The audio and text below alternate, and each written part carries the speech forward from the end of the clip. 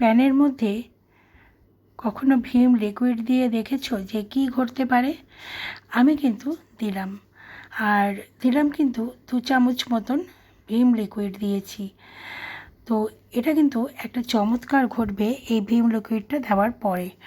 এবার দেখো বরফের মধ্যে নেল পালিশ, বরফের মধ্যে নেল পালিশ কি তোমরা কখনো দিয়ে দেখেছো যে কী চমৎকার ঘটতে পারে? সেগুলোই কিন্তু আজকে তোমাদেরকে আমি দেখাবো। এইভাবে নেল পালিশ দিলে পরে একটা দারুণ জিনিস ঘটবে, যেটা তোমরা কিন্তু কল্পনাই করতে পারবে না। তো নমস্কার বন্ধুরা, রিতাস ডায়েরি চ্যানেলে তোমাদের সবাইকে স্বাগত। আজকে আমি তোমাদেরকে দারুণ দারুণ দৈনন্দিন কয়েকটা টিপস দেখাবো, যেগুলো তোমাদের কাছে খুবই উপকার হবে। আর এই টিপসগুলো কিন্তু খুবই গুরুত্বপূর্ণ টিপস। যারা নতুন গৃহিণী, যারা পুরনো গৃহিণী, সবার জন্য কিন্তু এই টিপসগুলো খুবই দামি। আর বাঁচিয়ে ফেলতে পারবে পরিবারে অনেক টাকা, সাশ্রয় করতে পারবে অনেক টাকা, কোনো নষ্ট হবে না কোনো জিনিস। সেগুলোই কিন্তু আমি তোমাদের সামনে নিয়ে আসছি। দেখো, যেমন আমি নিয়ে এসেছি মুগ ডাল। তো মুগ ডালের মধ্যে শুকনো লঙ্কা দিয়েছি। তোমাদের প্রশ্ন আসতেই পারে যে মুগ ডালের মধ্যে আমি কেন শুকনো লঙ্কা দিয়েছি। না বন্ধুরা, আমি কিন্তু এই ডালটা রান্না করব না এখনই। এই ডালটা বাজার থেকে আনার পরে আমি শুকনো লঙ্কা দিয়ে একটা কৌটোতে ভরে রেখেছিলাম। কিন্তু শুধু শুকনো লঙ্কা দিয়ে ভরে রাখলেই হবে না, সেটাকে কিন্তু শুকনো খোলায় ভেজে নিতে হবে। যে কোনো ডাল, আমি কিন্তু ভাজছি মুগ ডাল। তোমরা মটর ডাল, অড়হর ডাল, যে কোনো ডাল, বিউলির ডাল, মুসুর ডাল, সব ডালই কিন্তু একটুখানি শুকনো খোলায় শুকনো লঙ্কা দিয়ে কিন্তু ভেজে নিতে পারো। এটা জাস্ট দেখো হাত দিয়ে ধরা যাচ্ছে, গরম গরম একটা ভাব রয়েছে, ঠিক এইটুকুটাই কিন্তু নাড়াতে হবে। তারপরে ঠান্ডা হলে সেটাকে তুলে ফেলতে হবে জারের মধ্যে। গ্যাসের ফ্লেমটা কিন্তু অবশ্যই লোতে রয়েছে, হাইতে দিলে পরে বেড়ে যেতে পারে, পুড়ে যেতে পারে ডালটা। তো তোমাদের কেমন লাগলো তোমরা কিন্তু জানিও। এবার চলে এসেছি আমি দ্বিতীয় টিপসে। দ্বিতীয় টিপসে তোমাদেরকে দেখাচ্ছি আমি নিয়ে নিয়েছি মশলা। যেমন এখানে আমি নিয়েছি শুকনো লঙ্কার গুঁড়ো, আর এখানে নিয়েছি জিরের গুঁড়ো। তো দেখো, এখানে আরও মশলা হতে পারে, ধনের গুঁড়ো হতে পারে বা চিকেন মশলা হতে পারে, যে কোনো মশলাই হতে পারে। তো এই মশলাগুলো যখন আমাদের বেশি হয়ে যায়, মানে আমরা যখন থাকতে থাকতে নিয়ে আসি, তখন আমরা কি করব যাতে নষ্ট না হয়, তার জন্যও কিন্তু দারুণ উপায় আছে। তো এই টিপসটা যদি ফলো করো তোমরাই লাভবান হবে। এখানে আমি দিয়ে দিচ্ছি অল্প একটু নুন। নুনটা দেওয়ার জন্য দেখো, আমি এখানে 1/2 চামচ নুন কিন্তু দুটোর মধ্যে দিয়ে দিলাম। তো এই নুনটা দিয়ে একটুখানি বেশ ভালো করে নাড়িয়ে চাড়িয়ে দিতে হবে।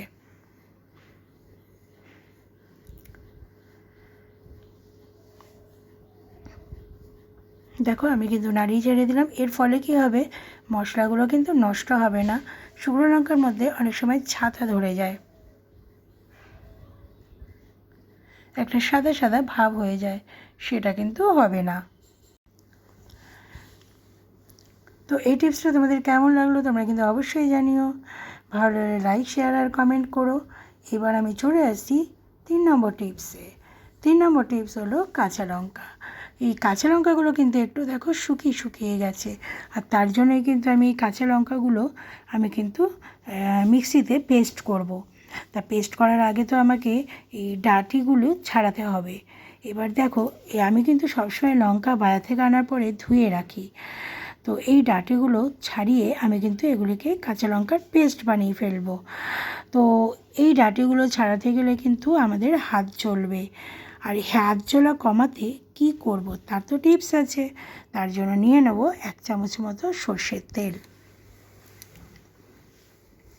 সর্ষের তেলটা কিছুটা লঙ্কার উপরে দিয়ে দিলাম, আর কিছুটা দিয়ে দিলাম আমার হাতে। এবার হাতটার মধ্যে সর্ষের তেলটা ভালো করে মাখিয়ে নিতে হবে।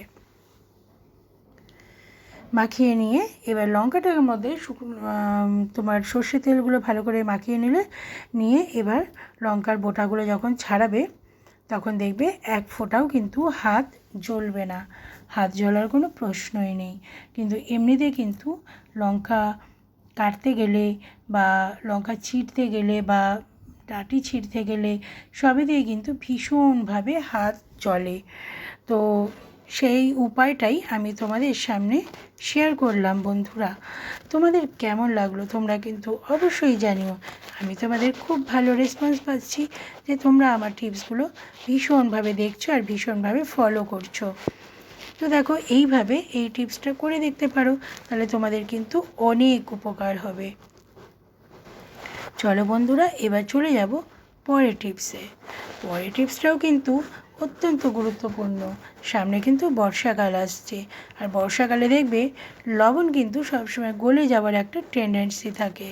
সেক্ষেত্রে কী করবে, এই যে লবণটা দেখছো, এই লবণের মধ্যে এমন একটা জিনিস দেব যাতে কিন্তু লবণটা আর গলবে না।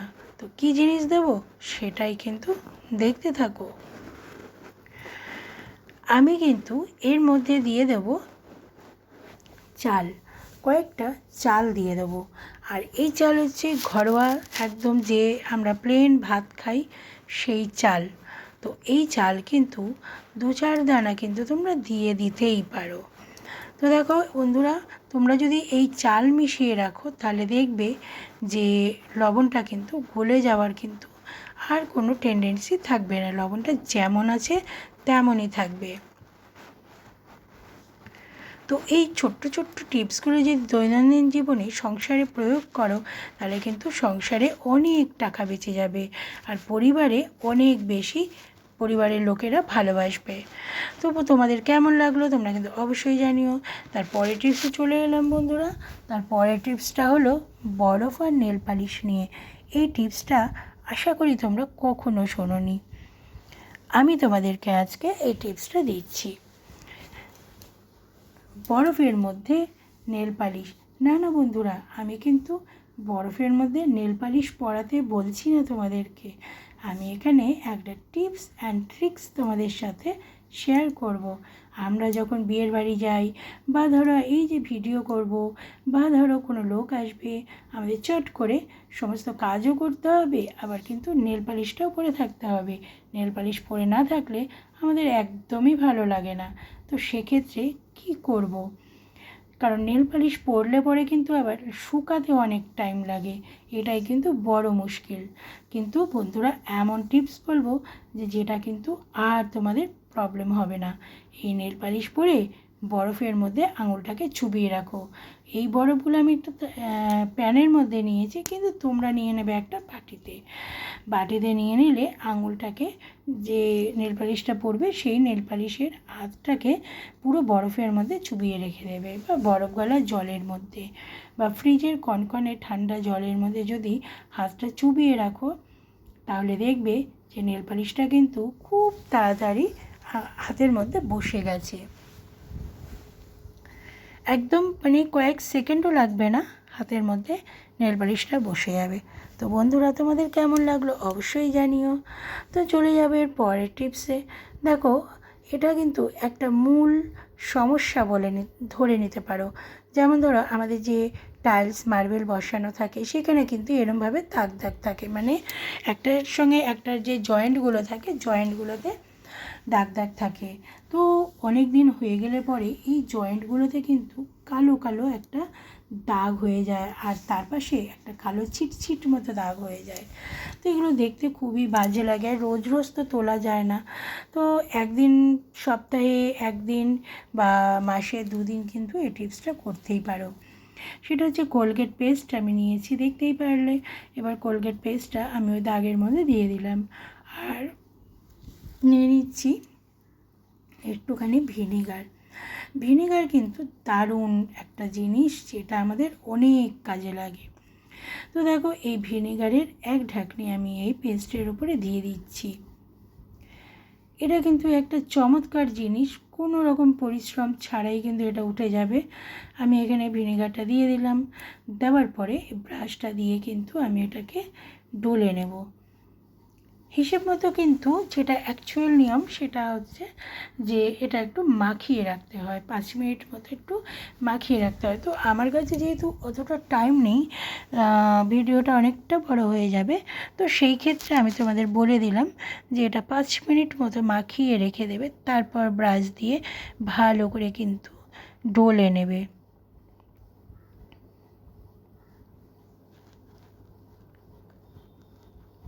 দেখো বন্ধুরা, আমি কিভাবে ডলছি ব্রাশটা দিয়ে, তোমরা নিজেরাই বুঝতে পারছো যে কতটা ক্লিন হয়ে রয়েছে। আর দুপাশে যে কালো কালো ছিটছিট মতো হয়ে রয়েছে সেগুলোও কিন্তু দারুণভাবে উঠে যাচ্ছে।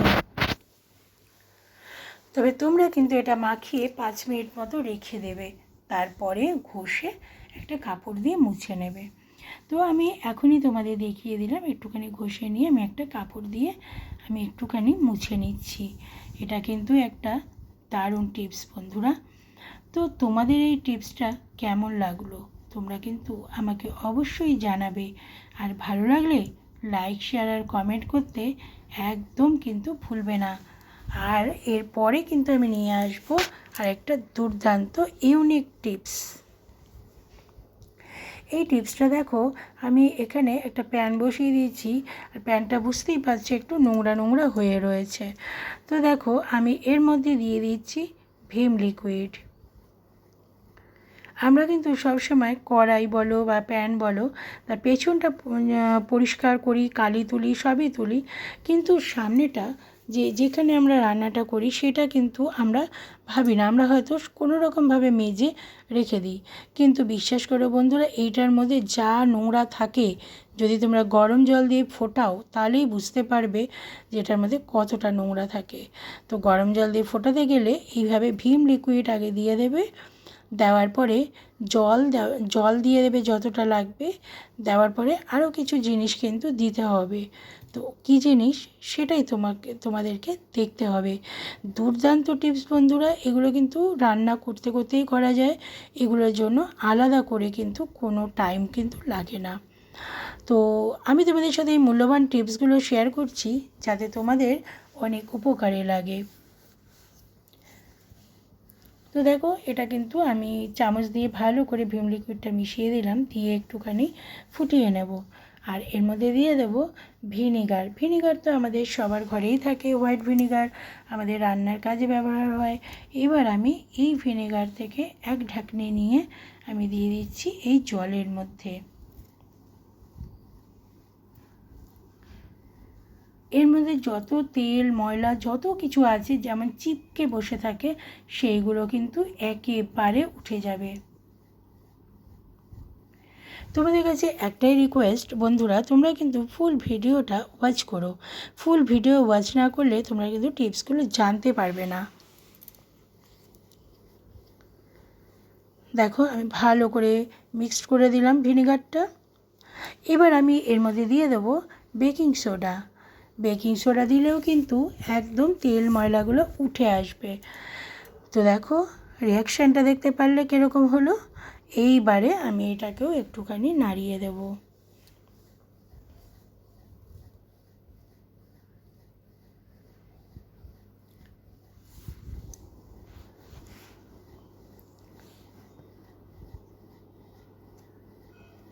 এবার আমি এটা ভালো করে একটু ফুটিয়ে নেব যাতে তেল ময়লাগুলো উঠে আসে, আর একটুখানি নাড়িয়ে নাড়িয়ে দেবো যাতে কোনার ময়লাগুলো যেগুলো আছে, ধারের ময়লাগুলো, সেগুলোও যাতে উঠে আসে।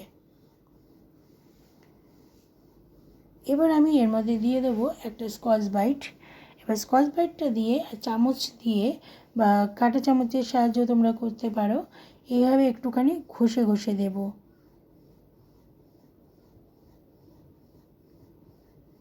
এইভাবে ঘষে ঘষে এর মধ্যে থেকে যে সমস্ত তেল ময়লাগুলো কিন্তু একদম উঠে যাবে। দেখো আমি কিভাবে ঘষে ঘষে দিচ্ছি।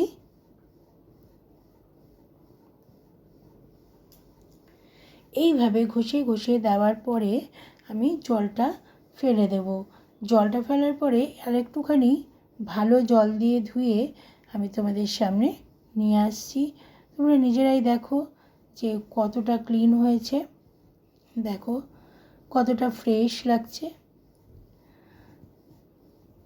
তো বন্ধুরা তোমাদের কেমন লাগলো আজকের টিপসগুলো তোমরা কিন্তু অবশ্যই জানিও। ভালো লাগলে লাইক, শেয়ার আর কমেন্ট করো।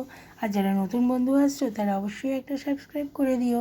পরের দিন আবার নতুন ভিডিও নিয়ে তোমাদের সামনে চলে আসবো।